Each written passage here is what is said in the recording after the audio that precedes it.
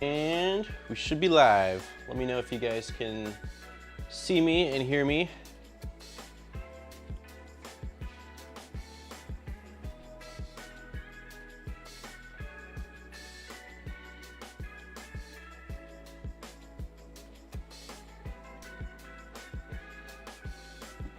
Let me pop out chat.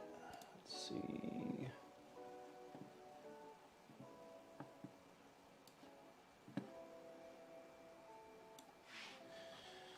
Can you guys see me, hear me all right? Let me know. Still trying to get everything kind of figured out here.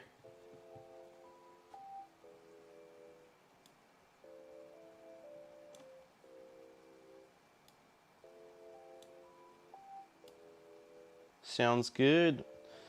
Hey, how's it going, WhamBam?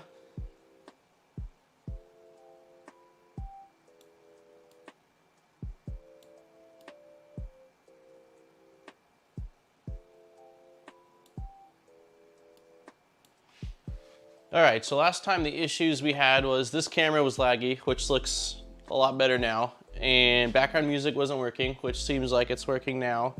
And one of the complaints I had was that there was too much of a delay. So I lowered the delay between chat or the stream and chat. So let me go ahead and really quick share this in Discord if anyone wants to pop in. Let's see. And then we will dive right in.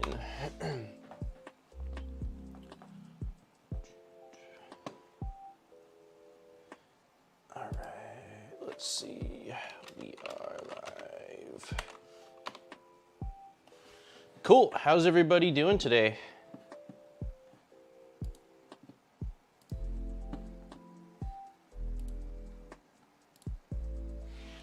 So today's video, we are going to be taking a look at the WhamBam Mutant. Let me pull up a better camera so you guys can check it out here.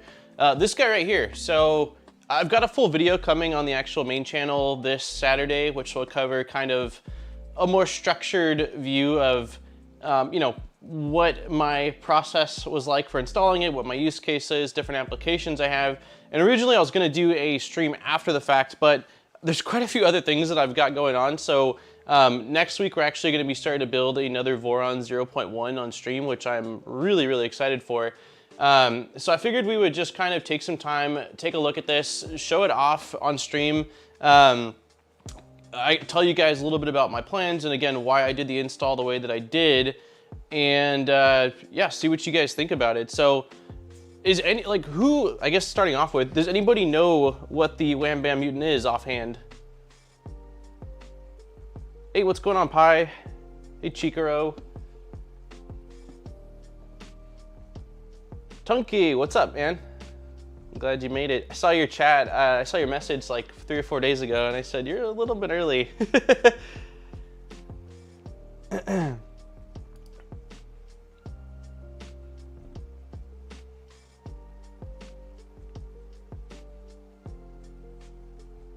I guess I'll dive into it then, but so essentially what the WhamBam Mutant is, it is a rapid tool changing system that can kind of be adapted to any 3D printer. So I guess I'll show you guys, let me pull up their actual product page for it. That's probably a good place to start.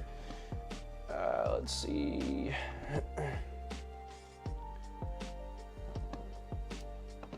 Cool, so this is the system itself, and they've got kind of a cool little video that I will show you guys here. Let me mute it. So it's basically a rapid kind of tool changing system. So it's not automated like something like the E3D tool changer where, you know, you've got built-in changes, but it does allow you to quickly swap in different tool heads, whether it be different nozzle sizes, whether it be completely different extrusion setups, or even different tool heads altogether. Like in the example here, they show things like clay and paste extruders. I've seen diode lasers, pen plotters. I think I saw a tool head someone created for a spindle. So for like kind of a low powered CNC machine, if you want to do some basic engraving. And so it's pretty rad. And there's definitely not a set path as far as how you can use it. It's kind of, you know, up to you as far as what your specific application or use case is.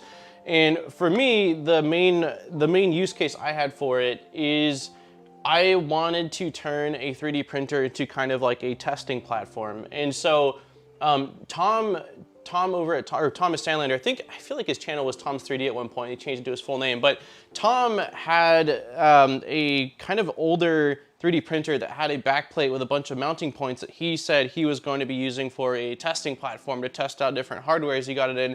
And so that was kind of my idea behind it, was when I got various extruders or hot ends or nozzles in, this is a really cool platform to be able to throw them on here quickly and easily test them out. And then also, depending on what project I'm working on, just have access to some other things. So one of the tool heads, which I didn't get a chance to install yet, but I really want to pick up a low powered diode laser. I've had quite a few companies reach out basically wanting to send one of these big diode lasers that have become pretty popular. But the issue is I don't have space, which is the reason why my CO2 laser right now is in storage. And so the idea of having the ability to just quickly throw on a diode laser head and then do some small engravings for things like the Voron Zero side panels, which is something I'd really like to do to give it a little bit of customization, it's a really cool application for it. So that's one of the uses, and I will go over some of the other stuff later. I'm trying to think. I don't want to give away all of the stuff that I cover in Saturday's video because I cover a lot of this stuff as well, but again, like the swapping process, let me show you guys this. It's pretty crazy.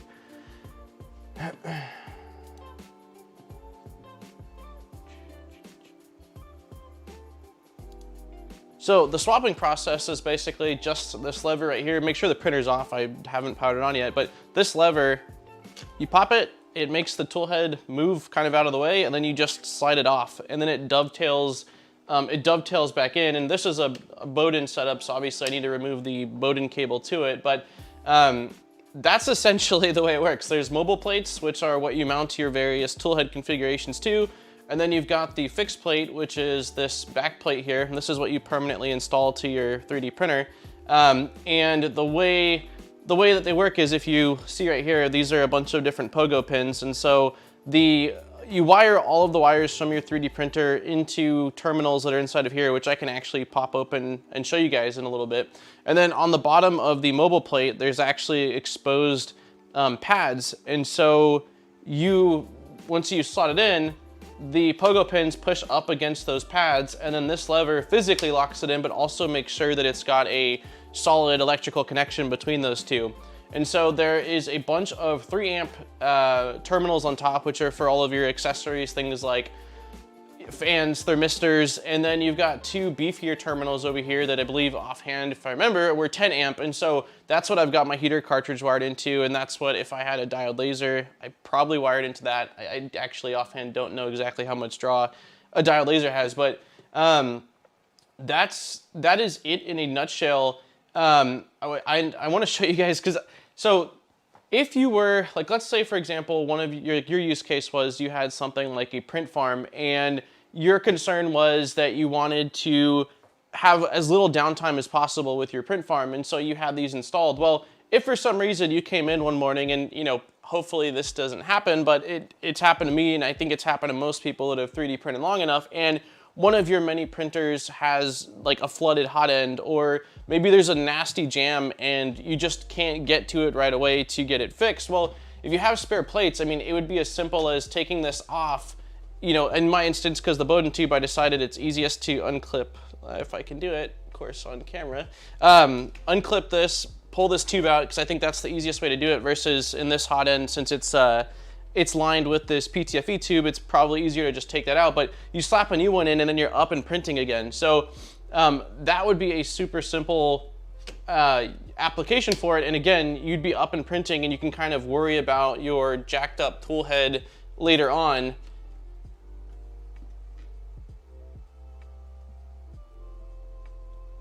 But yeah, for mine, because it is because I wanted to use it as a testing platform, I sort of did some interesting stuff to it, which I will show you guys now.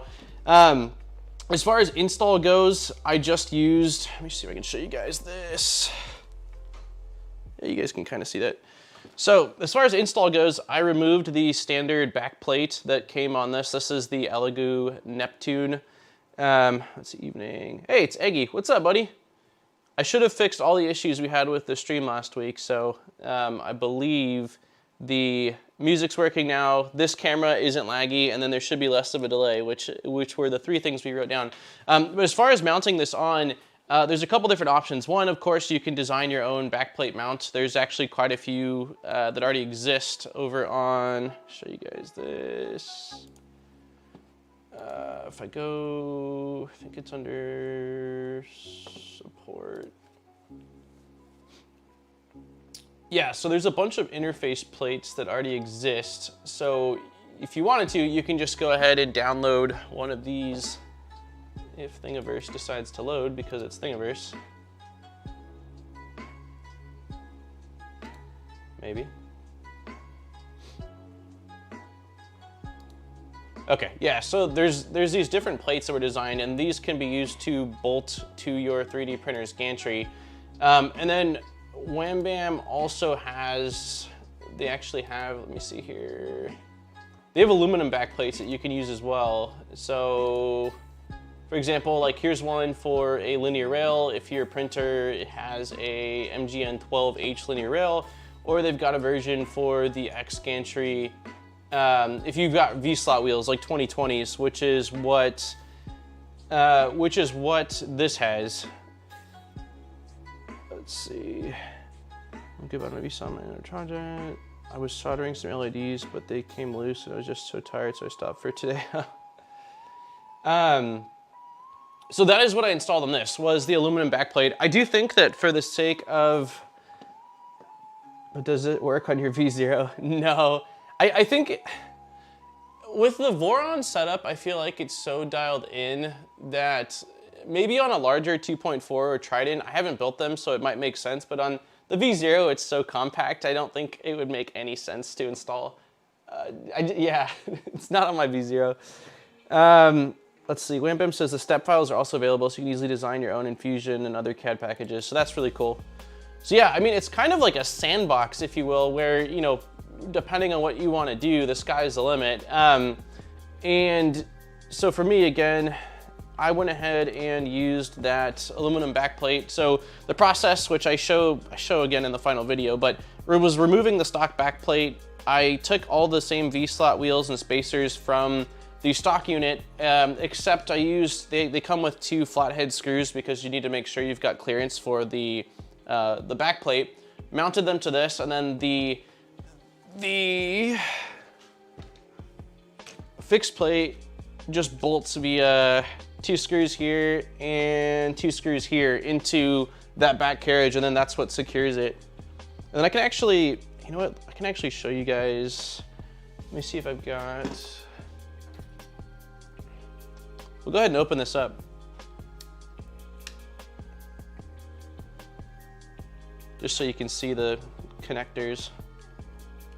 It's basically a 1-to-1 with what's on the mobile plate, but still, we'll do this.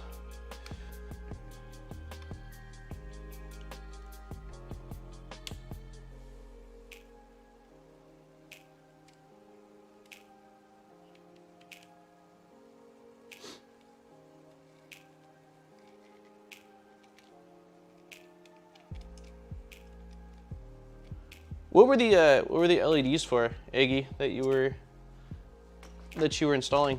Was it onto a 3D printer or a different project? So I can actually, let me bring this camera closer.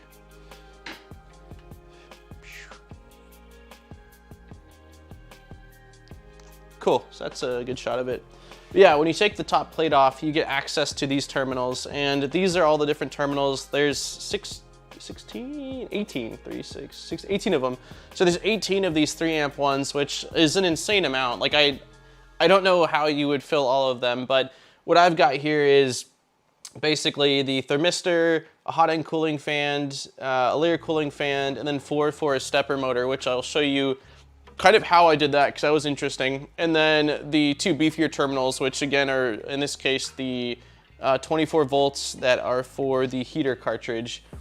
The only thing is when you're installing these, be careful because the pogo pins are exposed, and it's really the only time that they're exposed to this extent. But once you install this the first time and then There's a little post right here. I zip tied everything to kind of help with cable management. You shouldn't ever have to open it up again, really. So just be careful when you're installing it. And then I just lined up everything on the mobile plate with that. And for the sake of, I show this off in the video too, but let me show you guys this. Just do a top view, cool. With the various accessories, they do provide you with these things. So you've got, nope, let's go over here. It's a wire record, so if you actually want to write down like, you know, what you've got at your 10 amp, what you've got on the different 3 amp terminals, and then you can actually label them accordingly if you want to just be, you know, certain that you're not doing anything incorrectly. And all the terminals are lettered from A to T, so that's cool. Because the wires on all of mine are sort of their own colors and I just know what I installed into what, I didn't end up using these. And I kind of state in my final video that for me and the way I am, I would rather create a simple little spreadsheet just to kind of keep track of things if it ever got that complicated. But it's really easy for me to remember how I wired things in. It's basically, again, heater cartridges, which are the beefy ones, then thermistor, you've got the hot and cooling fan, the layer cooling fan, and then the motors. So I opted to skip it, but you do have that in case you want to make sure you, you know, double check everything. Because you definitely don't want to be wiring things in incorrectly, of course. Yes, it is for my printer. If you want, I'll send you a pic and show off, and you will see what I'm trying to do. Yeah, send me a photo of it. I will take a look in a little bit. So yeah, let me go ahead and put these back on, just so that way the pins are not exposed.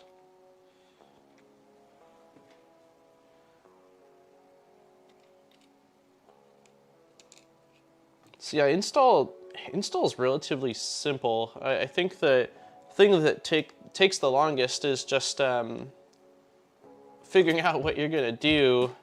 And then maybe the tool heads, creating the actual tool heads probably takes a bit more time than actually installing it.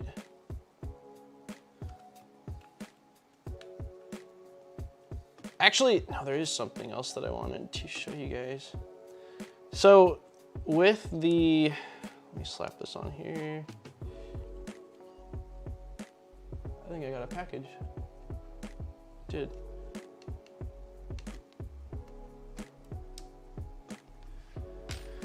Okay, so let's switch to you. Okay, so with this, 1 second here. So I did a thing, I drilled my stock, should put my nozzle to enough for that. Print time more than half. How did you drill it out? Did you just, like, did you create some kind of a grip for the nozzle so that way it, you know, it was secure? I've only ever used nozzles that are, you know, already manufactured with larger sizes. But I do have a ton of 0.4s that it would be kind of fun to experiment with. Okay, so showing you guys a little bit closer up on the mobile plate. So this is what it looks like with nothing on it. It's basically a bunch of different slots. And then on the back side of it, you've got a bunch of slots as well where you can drop in square nuts. And so as far as your mounting options, there's a ton of different options. And the kind of the theme I've seen is this side over here is more where you'd mount the hot-ended extruder, and this side seems to be more for auto bed leveling stuff, but there's no specific rule that says it has to be like that. Again, it is kind of just an open platform that you can do whatever you want, but that seems to be what most people have done. And with the stock setup on here, let me actually get a little bit closer. So with the stock setup on here, I was actually able to mount the hot end directly into this. I think I mounted it right here. There's an included spacer, so that way it's offset a little bit because the hot end gets hot and you just want to have a bit of a gap. But it was easy for me to mount that in. The issue I ran into with this particular fan housing was that there wasn't slots that lined up with the stock fan housing. So these two bolts right here, there just wasn't anything exactly where I needed it. And the solution for that was for me to just design a simple bracket, which I can show you guys that. It definitely, I wouldn't say it's a requirement to know how to do some, you know, CAD work if you're getting one of these things, but it's definitely gonna help, especially if you want to be able to kind of really take full advantage of it. I guess it's not, it depends on your application, because they also have a ton of tool heads available. Let me show you guys this. So under the same Mutant support page, they actually have like all of these hot end mounts available. So like Prusa MK3S, the Hero Me, an E3D Crowdy hot end, MK8, Micro Swiss. So, you know, he might have actually, is this a mount probably the same that I would have?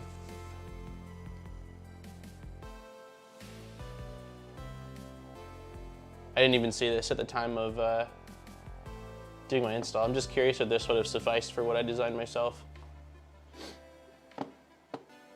While that's loading, I will show you guys what I did. So I just created this simple adapter, and basically these holes lined up with the slots that were on the mobile plate, and these holes lined up with the stock fan housing. And so I designed these to bolt directly in, and then these I actually inserted some brass heat inserts, and then everything lined up perfectly. So I mean, it was a super simple design. Like, even if you don't really like doing, you know, much CAD work or design work, which I'm by no means great at it, I know enough to be able to, you know, do simple things and get the job done in most cases. But this is something really easy to make, and this did it. Oh, hey, Media in the chat. Yeah, so Media has done an insane amount of the mods or mounts and brackets and stuff. Like the interface plate was done by him. This mount was also done by him. So I don't know. I'm not entirely sure if this would have worked with the Neptune, because I think the Neptune's has slightly different mounting points than the Ender 3. I'm trying to think, do I have? Yeah, it does look like it's slightly different. It's definitely slightly different. But yeah, there is a ton of different mounting options available. So even if you, again, aren't comfortable with doing your own design work or don't have any desire to, like, it's worth looking here to see if there's already hot end mounts or, you know, tool head mounts for whatever it is you're looking to do. Let's see, held the nozzle in my hand and drilled it. Oh my God. There's so much 0.4 nozzle that I had to try it out. I ordered a 0.8, but wanted to tool around with a hand drilled one. That's crazy. Did you step up to 1 mil, or did you just try to like shove the end of a 1 mil into the nozzle? I was involved in development of the V2 Mutant mobile plate. Oh, nice. I had no idea, actually. There's a Thingiverse group with stuff for the Mutant that is growing. That is also good to know. Going to order the Bondtech nozzle anytime now. Seems awesome. And CNC Kitchen did some tests and they were promising. Yeah, I originally saw the Bondtech nozzle on Nero's stream, I think a week or two ago, and it looks insane. And I was already excited on it then. And then once I saw CNC's Kitchen on it, it looks incredible. As far as like possibly not needing to throw on something like a huge volcano heater block, but still being able to, you know, extrude a ton of material. The Hero Me Mutant supports lots of hot ends, fans, ABLs, etc. Cool. Yeah, I know that the Hero Me is definitely a popular setup. I don't think that I've done a Hero Me mod myself. Back when I was doing bigger fan shroud adapters and things like that for the Creality machines, I think the primary one I did was the bigger Pets Fang. But I know that the Hero Me looks awesome. So, yeah, with my, I guess going back to what off. So yeah, with mine, I did have to create that little adapter plate. Nope, that did not slot in, which was no big deal. And again, even if you don't feel comfortable doing a lot of CAD work, it is really simple to do something like that. And like Media Man just pointed out, there's, and WhamBam, there's a ton of plates available, and there's just more and more becoming available. So you might not have to do any CAD design or modeling should you not want to. So then the only other thing I wanted to point out with this install, which again, it depends on, I tagged you in DC. Okay, cool, I will take a look at that in a sec. Was when it came time to test this out and make sure everything was working, I turned on the printer, saw that, you know, the thermistor heater cartridge was heating up, but that was great. The hot end fan kicked on, which is great, and I activated the cooling fan, which was fine. And so I just wanted to do a test print to make sure that everything was kind of working correctly still, although it was showing it was working correctly, you know, that nothing was loose, that there wasn't going to be any errors thrown. And so when I went to home this, it actually did not hit the end stop. It stopped just shy of it. And again, I think it might be unique to the Neptune. Let me see if I can lift this up a little bit. Nope, that is tough to see. Well, you have to take my word for it. Basically, this adapter, or this backplate, it uses a new belt, and so that belt is zip tied into place, which I wish I could show you this a bit better. Let me see if I lift it. Ever so slightly. Yeah, you can kind of see it. So this belt that I had to install, it comes out at a little bit of an angle. It's not huge, but ever so slightly. And on the Neptune, there just wasn't enough of a gap between this and the end stop. And so it wasn't hitting the X end stop. And so I could have probably figured out an easier solution, but I was kind of like really having fun with doing this. And so I ended up, let's see here. I ended up designing the end stop housing, a completely different one. So this looks just like the stock end stop housing, but I took it off, took all the measurements from it, and designed a new one that is, again, basically the exact same thing, except the end stop moves out further this way, the mounting hole. So now, when it's time to home it, it has absolutely no problem hitting that end stop. And both the back brackets that I showed off a second ago, as well as this are uploaded. I will have these in the video description for the video this Saturday. Let me see here, but this is basically it. It's super simple model, looks just like the stock one, but those holes, you don't need any additional hardware because they were plastic screws that came with the printer, and so I just kept the dimensions the same. But yeah, these will be in the description, and then since WhamBam is here in the chat, if you guys want to take this and also link to it or place it somewhere else, if you've got like a repository other than, you know, kind of what's on the page, feel free to do so. But I will have this stuff so that way, again, anyone that's got the Neptune, because it definitely seems like a fairly popular machine, that they wouldn't have to design any of this stuff if they want to, you know, just print it out and mount it. So yeah, once I had that done, it was ready to rock and roll. And so at that point, I ran some prints, just kind of some simple PLA prints just to make sure everything was still working correctly. And yeah, I haven't had any issues with the stock plate. It was a fairly simple install, considering. There is also a 17-page PDF at the top of the Mutant support page full of hot ends that natively fit. Ah, cool. Okay. Let me see if I can find that. Support. Install native hot end mounting. Oh, sick. Standard MK8 style hot ends, slice, Bondtech, E3D, microscope, Big 3, dies, Fadius, BQ, H2. I feel like I saw this a long time ago and completely forgot about it. Yeah, this is awesome. Cool. So there are a lot of solutions that wouldn't require any kind of adapter. Yeah, this is really nice to have, actually. I think it was an instance of there was so much kind of information on it that I grabbed the things that I needed, and then that was kind of it, and the rest I just sort of did on my own. So that's really cool though. This is very, very handy. All right, let me check really quick here. Let's see what Iggy's working on.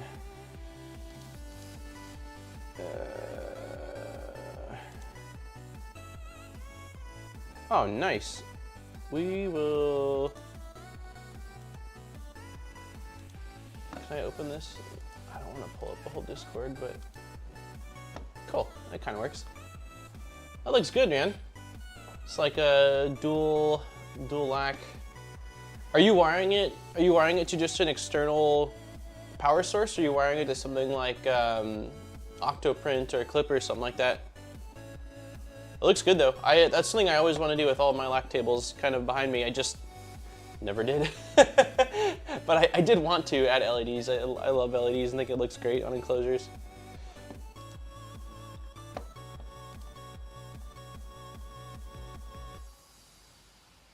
All right, so let me show you guys then a different tool head.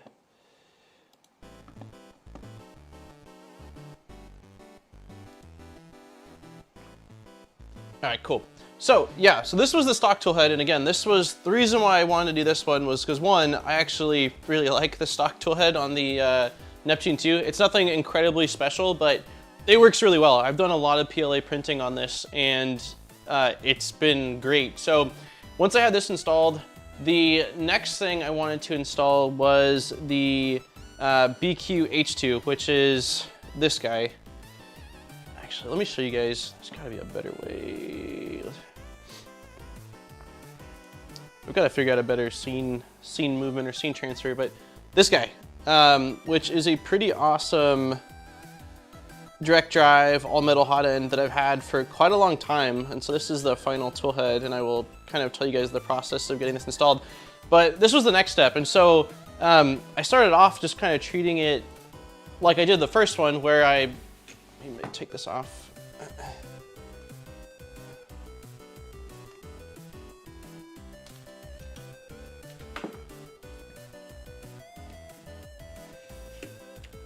Okay, so I started off like treating it just the same way I did with the first stock tool head, where I kind of placed it where I wanted to, got the approximation of how long these cables needed to be, cut the cables, and started wiring everything in.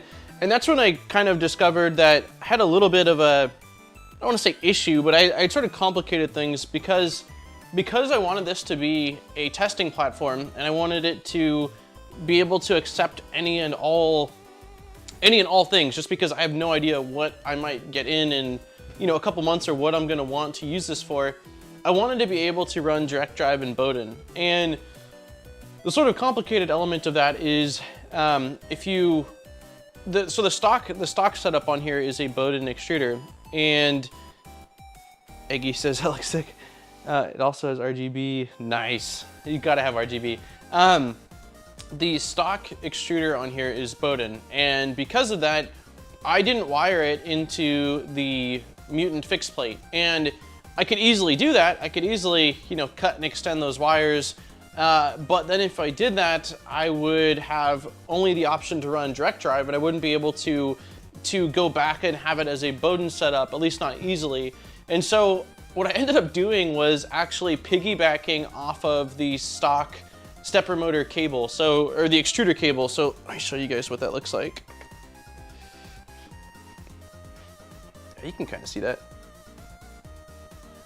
So this is the stock cable, and I basically unplug it, printers off, tapped into all of them, and it is also running now to the Mutant. And my thought process on this was that there's a lot of 3D printers, I mean, especially back in the day with the ramps boards, where they were using one stepper motor driver to go to two Z-axis stepper motors that were kind of ran in parallel, and that it shouldn't be an issue. And so, I mean, realistically, if I didn't have filament feeding into here, I probably could just leave this thing plugged in, and when it's extruding from the direct drive and it is trying to extrude from here, there just wouldn't be plastic. But my game plan is when I'm running it as a Bowden setup, I will plug this in, and there won't be any stepper motor cables on the mobile plate because it's a Bowden setup and I won't have configured it that way. And when I want to run it as a direct drive, I'll just go ahead and unplug this, which is what I do when I'm running the H2. So I was pretty happy. With the end solution, and it worked quite well. So that's kind of what I did to get around that. And then I started thinking a little bit more about, again, just sort of long-term use case for this. And that's when I kind of ran into something else, which was how am I going to go through the process of swapping out different values, especially for things like E-steps?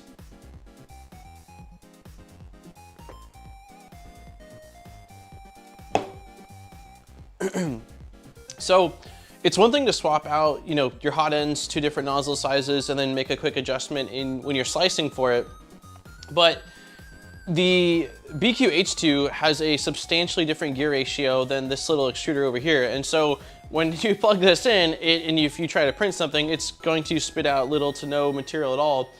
And there's a couple different options.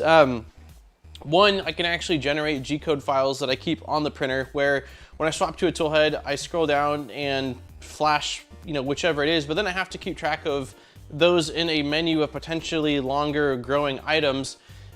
Or two, like when I've shown how to update your E-steps in my tutorial, like you can plug it into some kind of a terminal and quickly update it.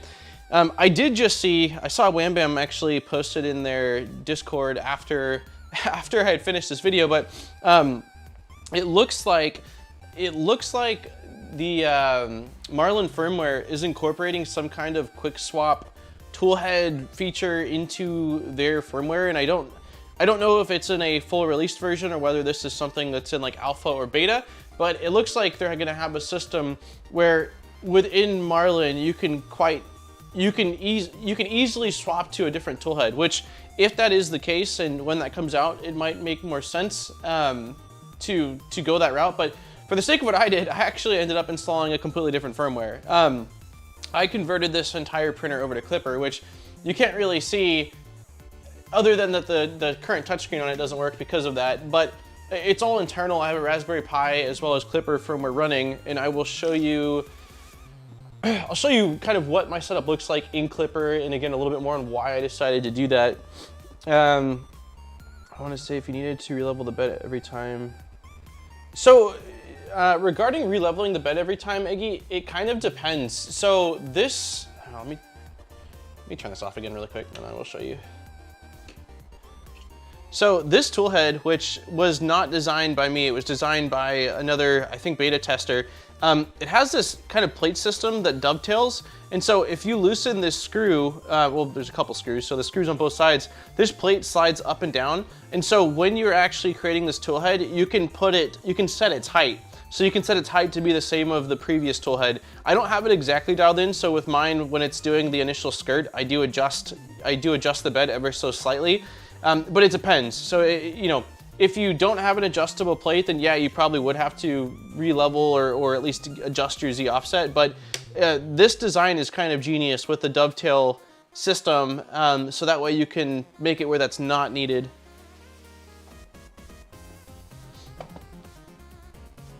We're working with a Marlin programmer on a version of Marlin that has support for manual changeable multiple tools. It's being tested now. Okay, nice. Is that WhamBam, I'm sorry, is that something that's going to be through official, like Marlin in their, you know, in a release going forward, or is that something that's gonna be more like a WhamBam flavor of Marlin? That is a good point too, Media Man. He says if you put an auto bed leveling sensor mount on each mobile plate, you can have calibrated bed level after a swap. So then you wouldn't, I mean, when it homes, instead of using a Z clicker, it would just go down to the auto bed leveling sensor probe, and then, you know, it would make sure it's perfect every time. I just don't have auto bed leveling set up on this printer, and I don't think I plan on it, but that is a really good point as well. But yeah, I thought this was a pretty simple solution when I saw it. I thought this was great. So I did go ahead and, this was actually from, let me turn this on again.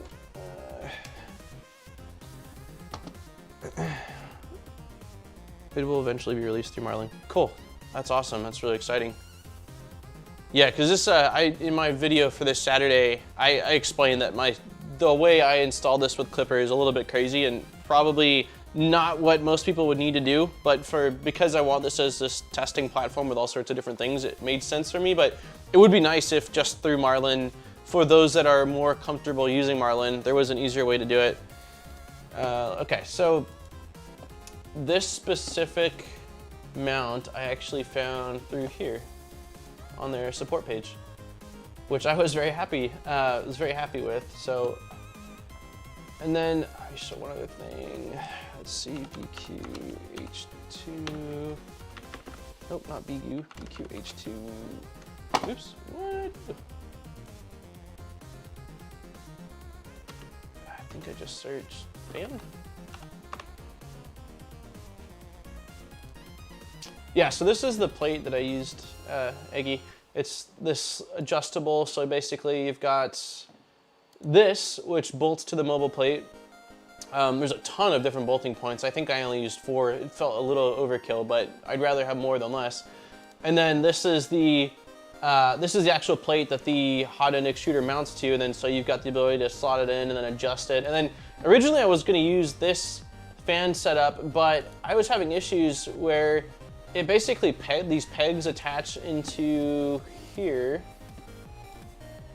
and I was having a hell of a time getting it to line up cleanly. It just, because I printed with this on the bottom, it was just not working all that great for me. So I ended up using a modified version of this, which I really like this version actually. I think it's a little bit more compact, but I do like the sliding back plate of that previous version.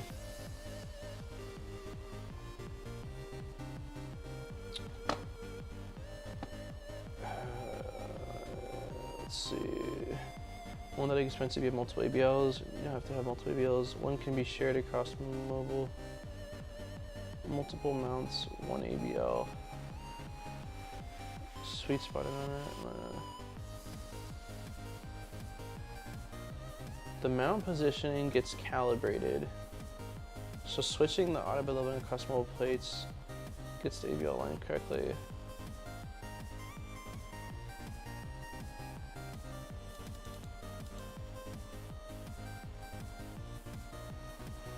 Well, thank you for the mount, Andrew. Yeah, I really like the adjustable backplate. It's awesome, and it's not something I would have thought of doing. I would have just bolted it and then really had to adjust it every time. But I do like the idea of being able to get it, as close as you possibly can, so that way there's minimal adjustment if you don't want to run with auto bed leveling on each of them. If you have a link to kind of what you're describing, Media Man, I'd love to see it, and I think probably Eggy would too, because I'm trying to picture it if you have the ABL on the mobile plate, because you're saying that you would only need one ABL in different mobile plates. I'd love to see kind of the setup that you're talking about. But yeah, this is what I ran with, and let me really quick go here.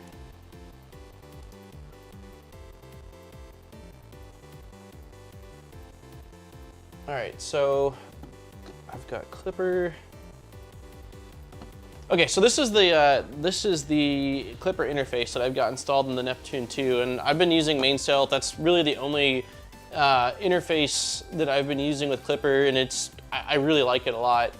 And the reason why I decided to convert this machine from Marlin to Klipper, because the way I'm doing things, was how easy it is for me to update values. Because in Klipper, so like for example, in Marlin, I would have to, if I'm not flashing over G-code or hooking it up to a terminal, I'd have to plug the printer into some sort of a computer to update things. And so because with Klipper, it's all in your config file, I just created these values. So like when I figured out, once I did the calibration for the E-steps on the stock extruder, no, I don't think, once I grabbed the E-step value that was for the stock extruder, I inputted them just into this file, and then I did the calibration for the H2, which as you can see, like it's nearly a 10 times difference or 10 times less.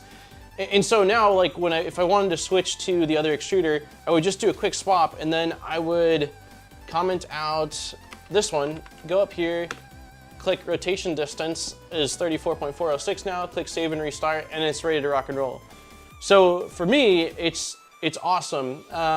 And I think that this makes the most sense because of this experimental platform that I'm using it for, but this isn't something like that's a requirement by any means, and a lot of people, this wouldn't be needed, but I like the idea of, again, having it all wireless, and then because this is accessible from my local network, I could even just update the printer from my phone if I have it in front of me. So I thought that was pretty awesome.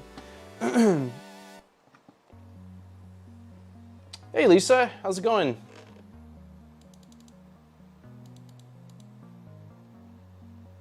How are you liking your, it's the Neptune, is it called the Neptune 2 Pro, or I can't think of what the revised version is, but basically like the Super Saiyan version of the Neptune, the original Neptune 2. Let's see. The cam and sound is desync. It is not much, but just a bit. You can see it. Interesting. I'll have to figure that out probably for next time, because I don't really know what even to adjust right now. I run 8 printers at home with Mutants, and all the tools are mounted, so they are adjustable and all get set, so I don't have to take much. That's awesome. That's insane. What kind of printers are you running? Neptune 2S, that's right. I actually want to let's take a quick look at it.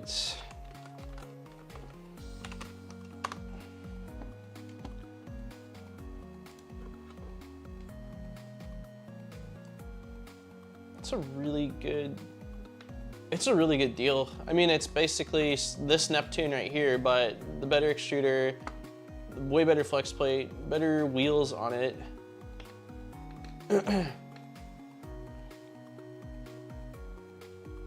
It looks like they also have, I doubt it's OEM, but like knockoff, possibly Capricorn tubing. I'm actually really surprised. I don't think that Creality has done any form of, like, their flex plate game is really weak.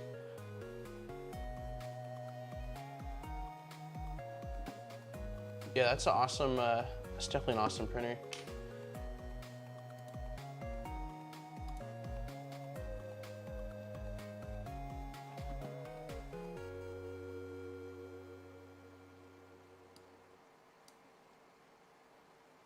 Let's see.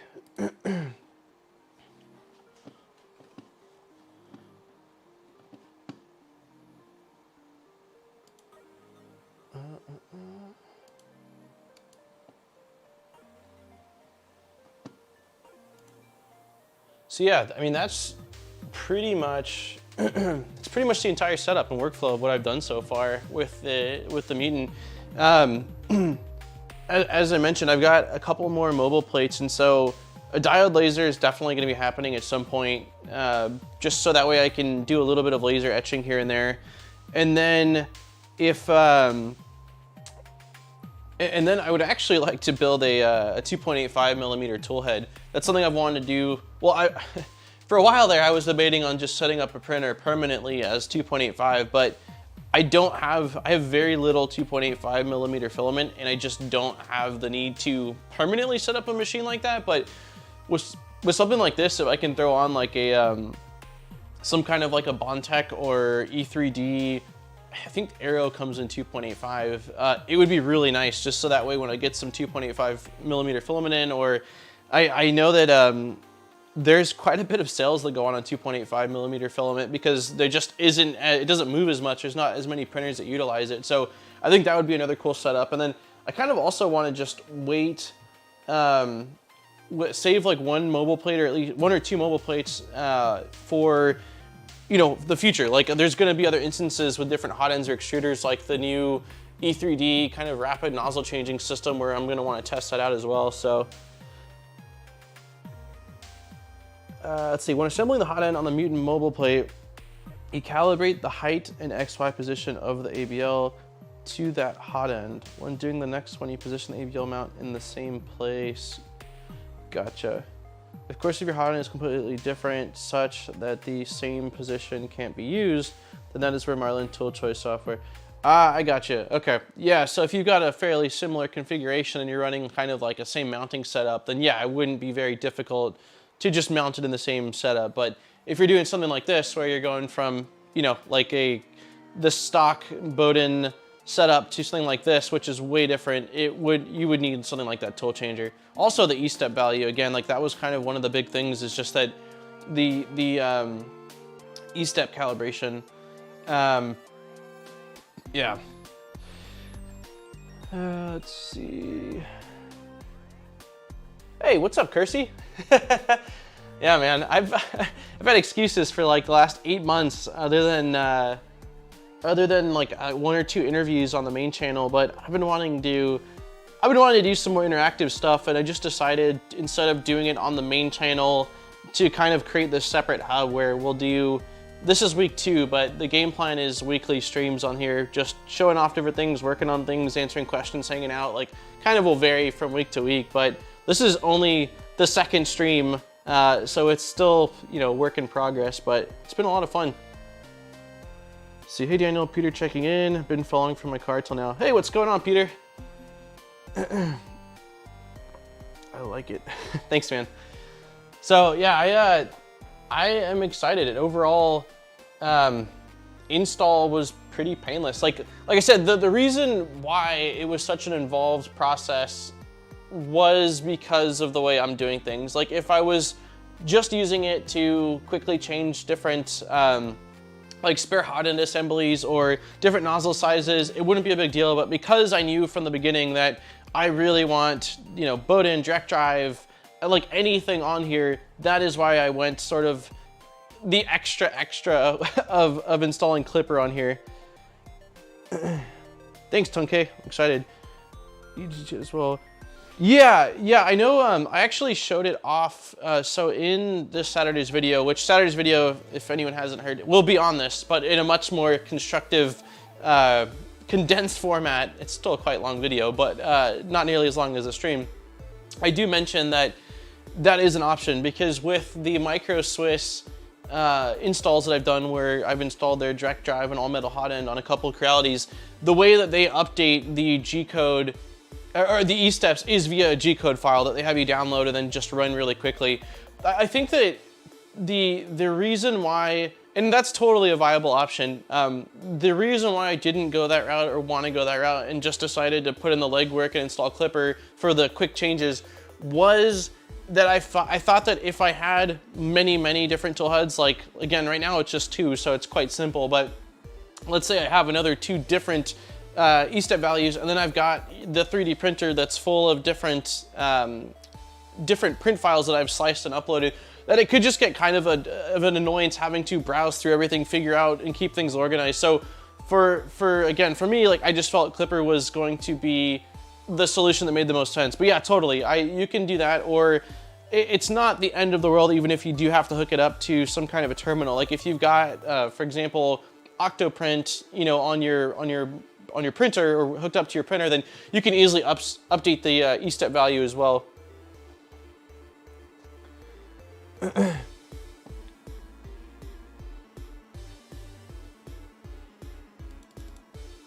Yeah, it was pretty funny to see the difference in E-step value from the stock setup to the direct drive.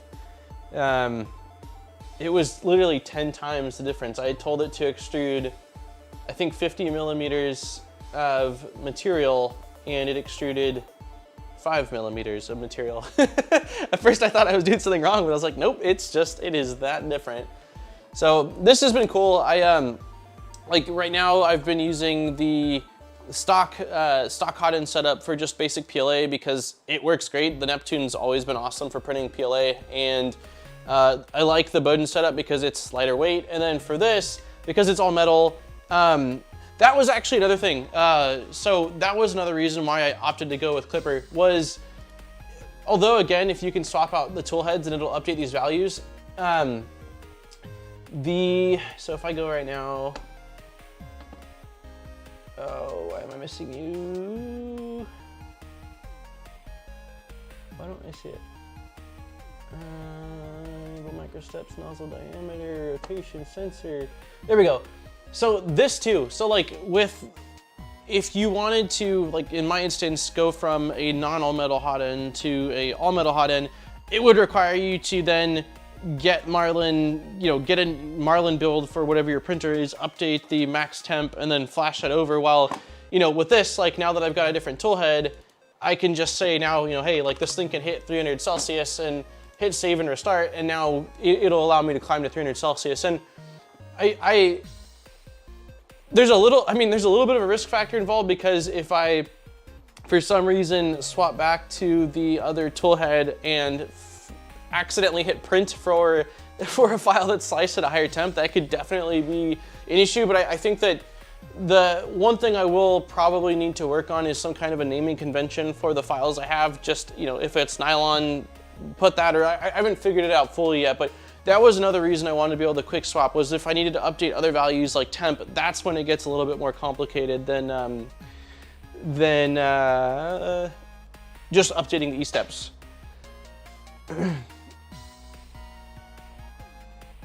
Yeah, I still, like, I've been playing around with Klipper because of the Voron, and I'm building another Voron, and I'm gonna be converting another printer to Klipper for a video coming up. But like, I still like Marlin a lot. I think Marlin's awesome. It's been what I've used for a very, very long time, and depending on who you are and what you need, like, Klipper might not be necessary at all. Like, Marlin runs great. It has a ton of awesome features. It just, with certain things, like, again, my hacky setup of what I'm trying to do, and then also if you're really just trying to tune, like speed tune your printer, like I do like what Klipper offers, but for people that just want to 3D print and have their 3D printers just work, like Marlin works fantastic. It works so well, so. Going quiet for 30 minutes, I have a meeting, back soon if the stream is still up. Cool, that sounds great. It might be, I'm not entirely sure. I covered quite a bit of what I wanted to, but we'll see. Yeah, let's see. One thing I found interesting, and let's see if it does it on this computer as well.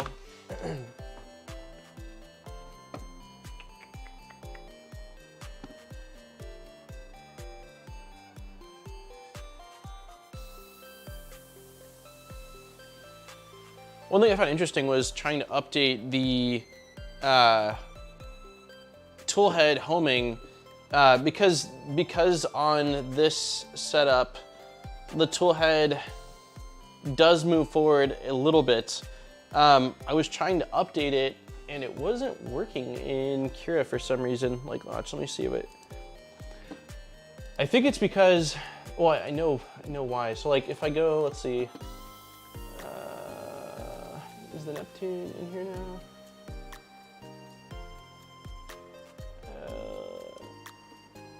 It's not. Huh, maybe I was running. Okay, we'll just grab Ender 3 for now then because it's really close. What am I doing, Creality?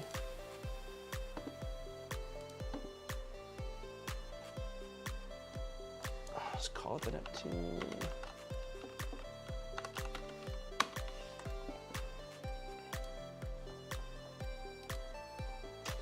So one thing I found interesting was when I was trying to adjust the, let's see, so Wham in, let's say it's -32. Let's say I want to bump it down to like -15. The values don't seem to stick. Yeah, they don't. The second you close out. So the one thing I need to do is basically, I looked it up online and saw other people mentioning this too, and I don't know if, I feel like it would be a bug possibly, because I don't understand, like, if somebody wants to update this value, like why wouldn't they allow you to, even if it's not correct for the sake of the stock placement? Like it was interesting. So I need to create, this shouldn't be an issue if I just create a complete profile from scratch, and then I'll probably end up doing that and just copying over all of these, but it was a little bit annoying because on that, when I was printing, like I couldn't scoot things back without having to completely create a profile from the ground up. So that was a little bit of an annoyance of Cura with this.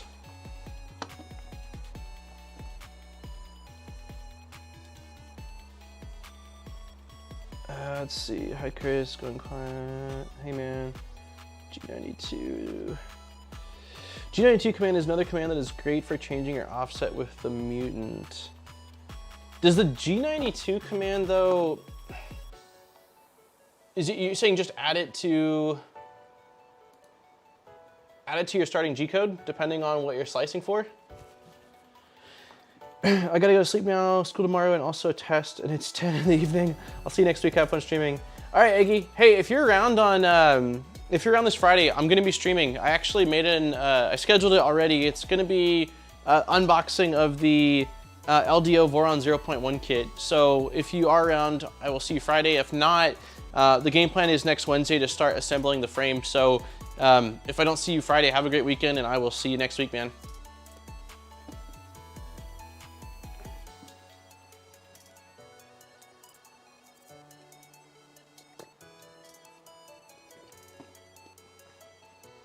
It's gonna be, I don't know on your side of the world, but same time here. So 12 p.m.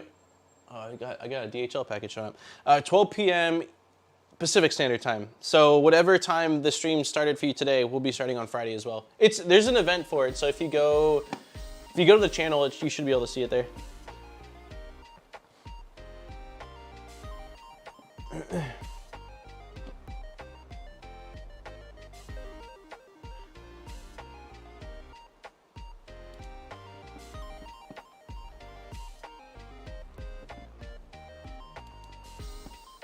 Let me know if you guys have any questions about this. I know that having WhamBam Technical in the chat's answered most of it, and I do have a full video on the main channel coming out on it, which might fill in some of the gaps. But if there are any specific questions you have, definitely ask them, because if there's nobody better to answer them than WhamBam themselves.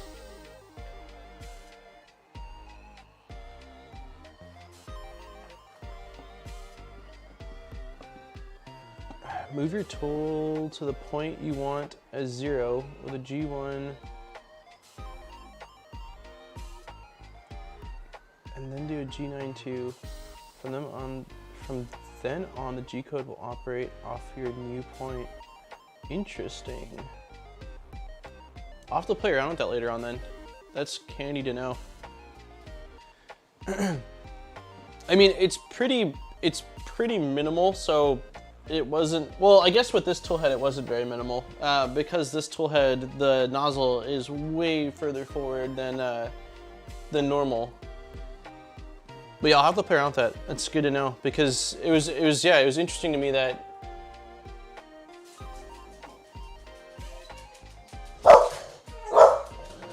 let me mute my mic for a sec. Doorbell.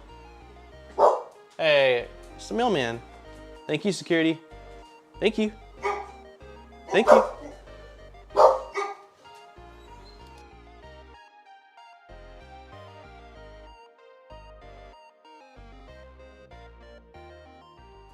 Sorry about that. They hate the mailman. The mailman hates them too. Every time I have to open the door, he like looks at them gross. How well does Klipper respond? Delilah.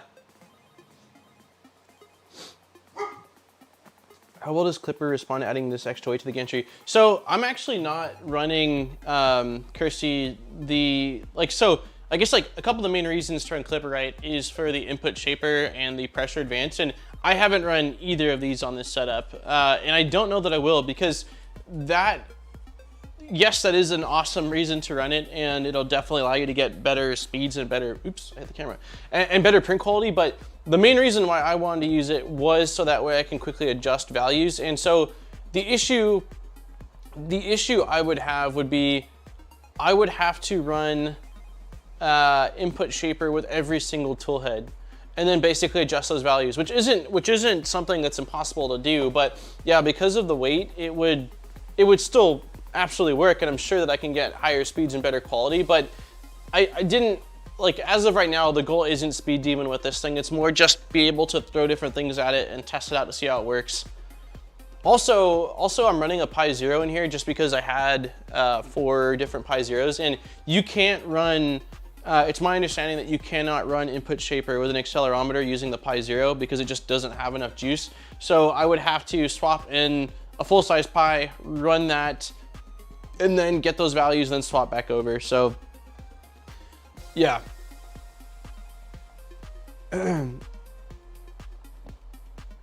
I am going to be, though, doing, like, I have a 3D printer over here that is I'm going to be installing Klipper onto from Marlin, and then seeing just how fast we can push it, because they claim it can go really fast, but I want to see like how fast it can really go once I've done all the tuning and stuff like that to it. Have you used Klipper at all, Kirsty, or like played around with it a little bit? I know that you know a lot about Marlin, like more than me, because you were doing quite a bit of like custom Marlin configuration, at least at one point with all of the Ender 5 Plus stuff. The offset G code is also great when you want to laser or plot or, oh, that is a great point, because that was something I was wondering, is that how, because I've only ran I don't think I've ever ran a laser attachment off of a 3D printer. The only lasers I've ran were like set lasers, so that's good to know. Yeah, that is really useful. I'm gonna copy, one second, I'm gonna copy that info.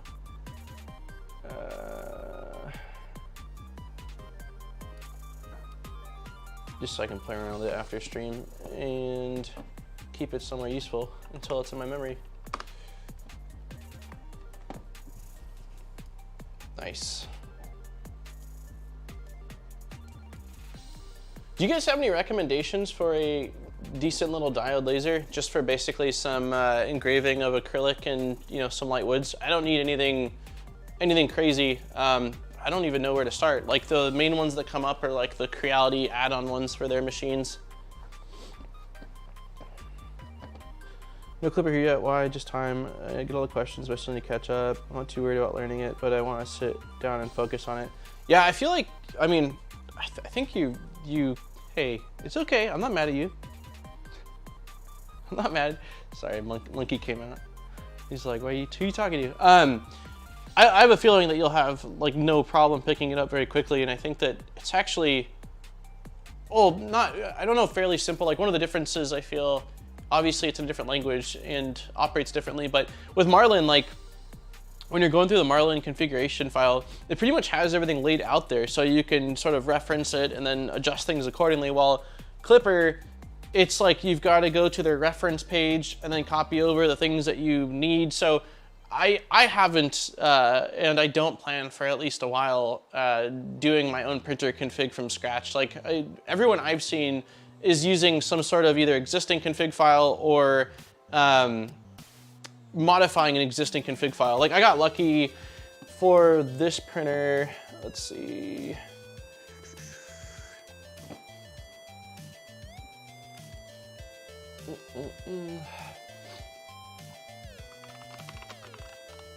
What was it? It was example configs, I think.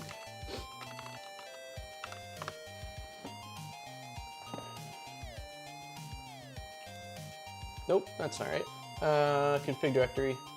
So yeah, I got lucky. I was just trying to see what they had, and when I searched, they had a Neptune 2 profile or config, printer config that was already available. So, and this was super useful because I don't know how on the bootloader, I don't know, I guess I probably could have figured out by looking up the board stuff, but at least there's an extra thing here where for this specific board, this MKS Nano, it only sees it if it's an elegoo.bin file naming instead of the standard klipper.bin. So it was really nice having just some of this extra information in here that made it a much easier process. And then I initially had it wired up with a buck converter and it was over USB, and then Nero saw that over on Twitter and said, hey, you can probably hook it up over UART. And so that's what I ended up doing, is it's all internal, hooked up over UART, and it's been running fine with the Pi Zero. Just, it's kind of a similar to Octoprint, where like you can't do the webcam thing if you're using a Pi Zero, and then some of, like, the input shaper is the biggest bummer, that you can't run it with an accelerometer with the Pi Zero. So my plan would probably be, for printers where I want to use the Pi Zeros, is use a full-size Pi, get it all configured, run the input shaper, and then just grab those values and swap it over to a Pi Zero, and, you know, it'll be good to go. Let's see, I was actually really surprised what you could do with one of those really low power Creality lasers that was run off the fan power. Super easy to set up. For more power, we have a I can cut and plywood, but it's more complicated to set up. Different power and control requirements. Interesting. I might just go with one of the Creality lasers then for it, because I don't need to be cutting things in here really. The main thing is just, again, like decorative etching. Like on the Voron Zero, the original one that I built, I really wanted to engrave the Modbot logo on the side of it, and so this would have been perfect with how small those panels are. So that's good to know. I don't have one, Kersey. I will, if you don't have a use case for it, I would absolutely take it off of you and install it on one of these. Yeah, I'll message you after then, man, and shoot you postage or whatever to get it over here. But yeah, that'd be rad. Thank you. I'm trying to think if there's anything else I really want to cover today. just kind of feel like I went through the process. I like I said, the video going out on the main channel this next week will, 1 second here. The video going out on the main channel this next week will really go into more detail. Well, maybe not more detail, because I feel like we went into a lot of detail, but it'll be a much more condensed version of everything we went over today, in case you do have any questions. And we can definitely cover this more so. Like if I end up getting the diode laser from Kersey, then maybe that's something that we can do on stream, is get it installed and set up as a tool head, because I think that could be fun, and then maybe we can do some etching. So I don't think there's anything else. I'm tempted to start a print, but I don't know.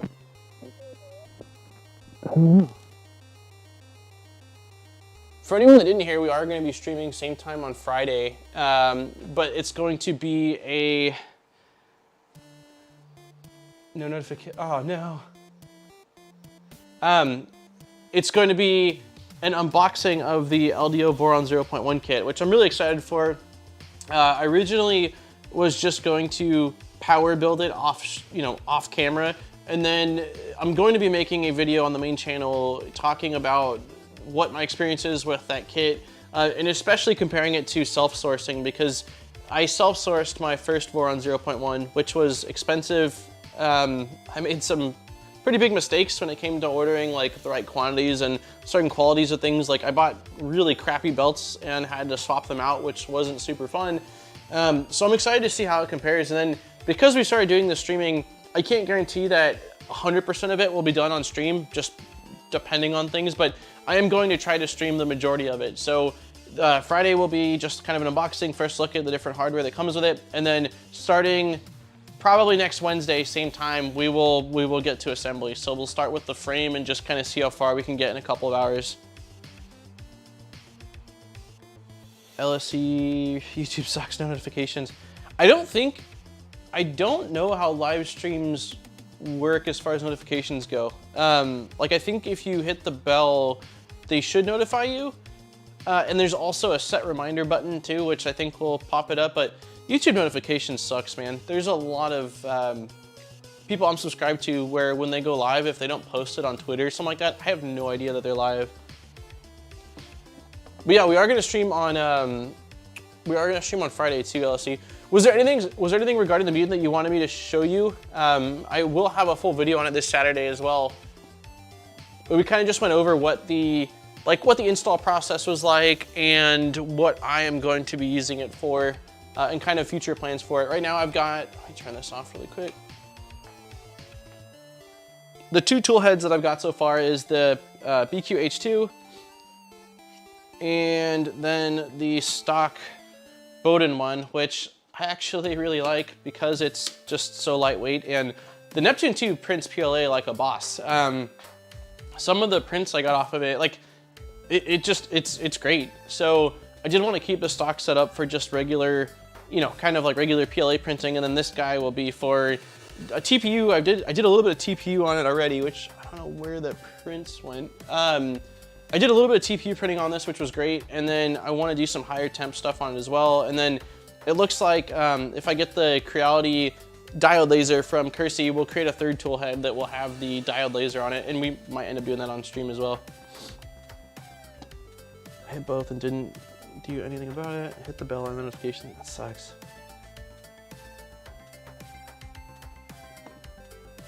I'm familiar with the system. I do like it. It's just a bit bulky in thickness. Yeah, I think that, well, there's the top, and it depends, of course, on how you're mounting. Does this have... Actually, we'll do it later. The mobile plate and the fixed plate thickness, at least in the Y direction, was 12 millimeters when I measured it. And then whatever you stack on top of that will obviously, create additional thickness. Like this, because I was able to bolt this almost directly to the mobile plate, it didn't add very much thickness, but like, for example, this one, can you see it? Because there's this extra plate that I think was roughly 10 millimeters as well, it does add a little bit. But in my video this Saturday, I kind of mentioned that, like, me personally, like, I can't tell you the last time that I used edge to edge entire build plate, but I do understand that, like, that's just me. And in your situation, because you are printing for service, you know, for your clients and stuff like that, it might be a problem, you know, even losing something like 10 or 15 mil. All right, Kirsty, thanks for stopping by, man. It was nice seeing you. And I will shoot you a message on, like, Twitter or something like that later regarding the laser.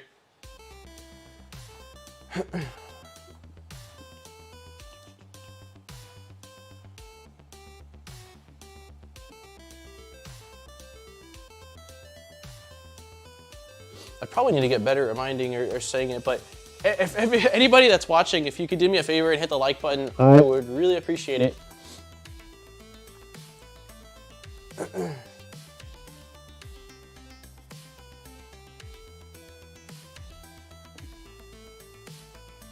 I feel bad, LSE, because I was getting close to cutting the stream.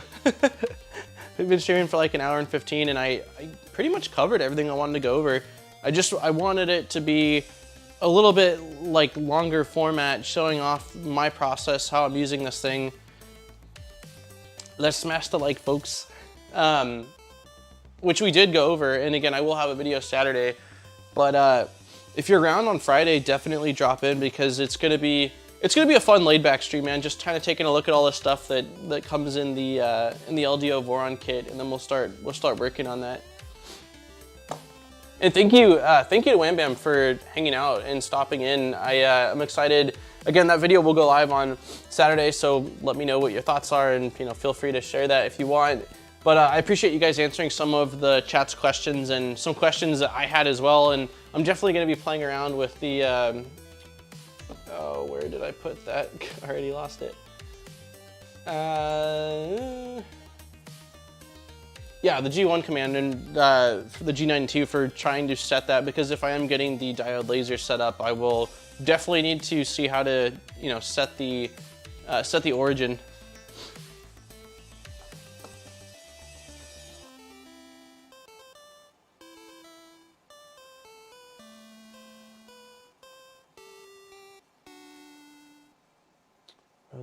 Tech anytime you have any questions. Awesome, appreciate you guys.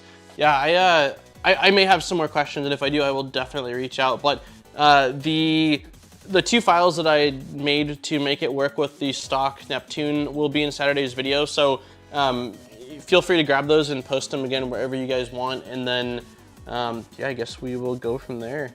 Thank you to everyone for hanging out. Hopefully we got a couple of the things figured out. I know that last time this camera was laggy, which I did figure out was plugged into USB 2.0, although it needed USB 3.0.